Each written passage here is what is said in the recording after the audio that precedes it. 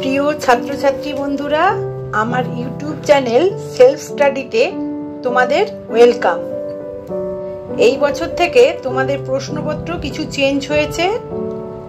আগে তোমরা first unit 10 নম্বরের দিতে, এখন থেকে 20 নম্বরের দিতে হবে, আর সময় থাকবে 40 মিনিট।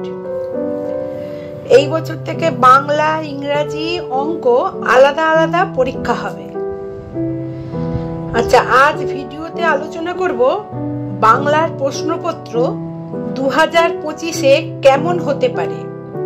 তোমরা একটু স্কিপ করবে না, পুরো ভিডিও দেখবে, চ্যানেলটিকে সাবস্ক্রাইব করবে যাতে নতুন নতুন ভিডিও আসা মাত্রই তোমাদের কাছে পৌঁছে যায়।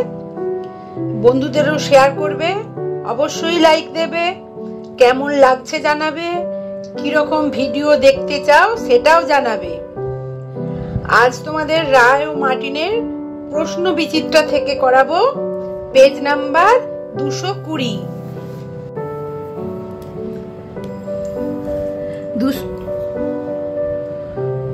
220 পেজ নাম্বার, এই যে 220 লেখা আছে, খুলে নাও।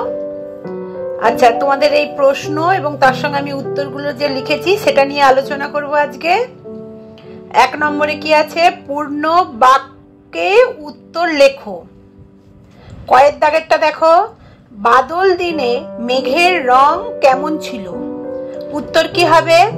বাদল দিনে মেঘের রং ঘন নীল। ক্ষয়ের দাগেরটা দেখো, হাট কোথায় বসে? উত্তরটা কি হবে? হাট বসেছে বক্সিগঞ্জে, পদ্মা পারে। গয়ের দাগেরটা দেখো, কার ক্ষেতে একটিও ঘাস নেই?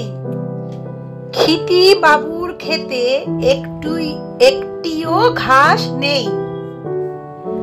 ঘয়েরটা দেখো, আদ্যনাথ বাবুর কন্যার বরের নাম কি? তো এইটা পুরোটাই লিখলে ভালো হয়। আদ্যনাথ বাবুর কন্যার বরের নাম এই পর্যন্ত, এটা পুরোটাই যদি তোমরা উত্তরটায় লেখো তাহলে বেশি ভালো হয়, কিন্তু আমার এখানে জায়গা বেশি হচ্ছে না বলে আমি ছোট্ট করে লিখেছি। তো তোমরা উত্তরটা কিভাবে লিখবে? আদ্যনাথ বাবুর কন্যার বরের নাম বৈদ্যনাথ, এই যে বৈদ্যনাথ। উত্তরটা দেখো, চন্দননগর থেকে কে আসবেন? আমি উত্তরটা কিভাবে লিখেছি দেখে নাও।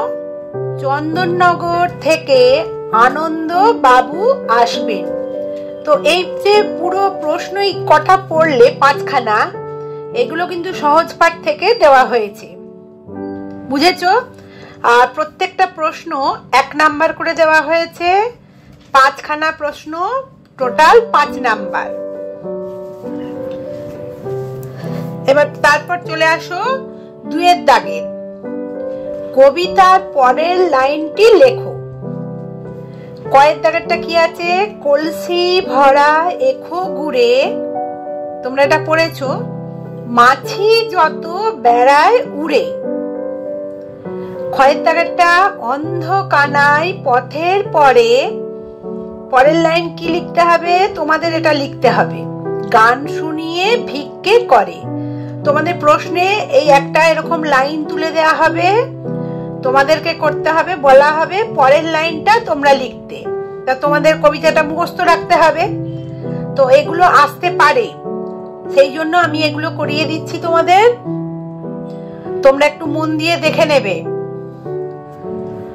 3 দাগেরটা দেখো, এলোমেলো বর্ণগুলি সাজিয়ে শব্দ লেখো।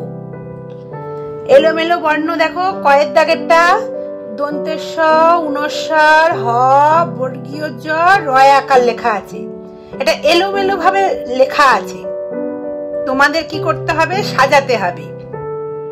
আমি সাজিয়ে দিয়েছি দেখো, এগুলো করলেই হবে, আমি যেগুলো করাচ্ছি এগুলো করলেই মোটামুটি তোমরা কমন পেয়ে যাবে। হংসরাজ, ঠিক আছে।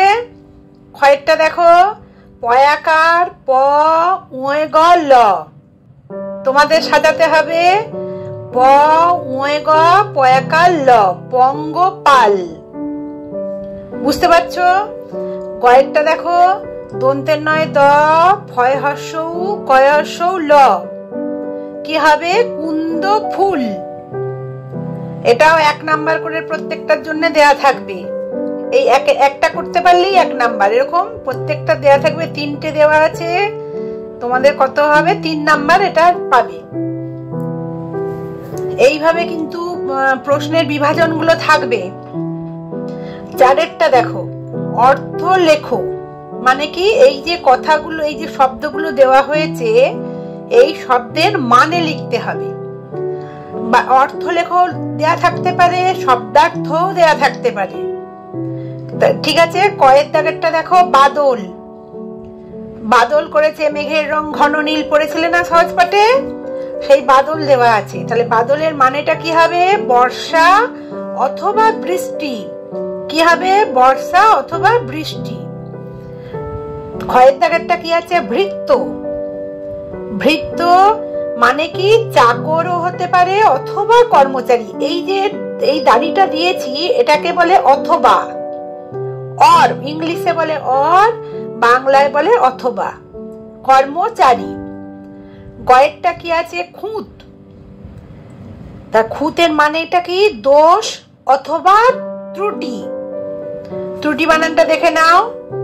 হ্যাঁ, এই যে এর মতো লেখা হয়, তার মাথায় যখন মাত্রা থাকে সেটাকে তয়ে রফলা বলা হয়। এর মতো লিখে মাথায় মাত্রা দিলে তয়ে রফলা বলা হয়। তো এখানেও 3 নাম্বার দেওয়া আছে। প্রত্যেকটা প্রশ্নে 1 নাম্বার করে দেওয়া হয়েছে। 5এর দাগেরটা দেখে নাও, বিপরীত শব্দ লেখো। বিপরীত শব্দ কয়ের দাগের কি লেখা আছে? ঘন। ঘনর বিপরীত কি হবে? পাতলা। ক্ষয়েরটা কাজ। কাজের বিপরীত অকাজ। গয়েরটা কি? মন্দ। মন্দের বিপরীত কি? ভালো। এটাও তাই, 1 নাম্বার করে দেওয়া আছে। এখানে 3 নাম্বার, টোটাল 3 নাম্বার। 3টে প্রশ্নে 3 নাম্বার পাবে। পরেরটা দেখো, বাক্য গঠন করো। এখানে কি দিয়ে বাক্য গঠন করতে বলা হয়েছে? হাট।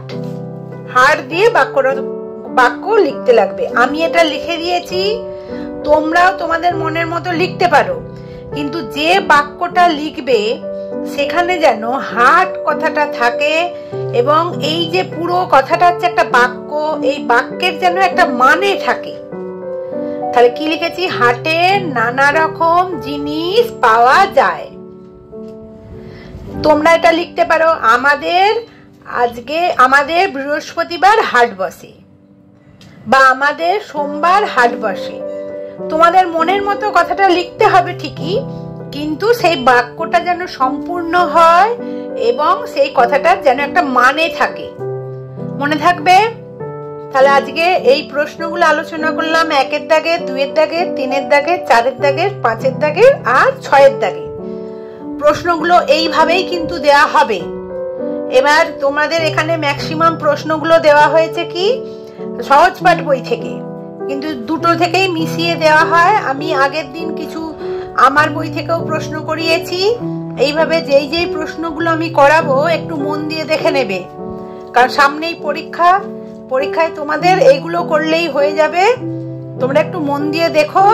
আচ্ছা, আজকের মতো আমরা এই বাংলাটা এটা শেষ করে ফেললাম। তোমরা সবাই ভালো থাকবে, সুস্থ থাকবে, আর এই প্রশ্নগুলো নিজেরা আরেকবার দেখে নেবে। ভিডিওটা বারবার দেখবে, দেখলে তোমাদের মুখস্থ হয়ে যাবে।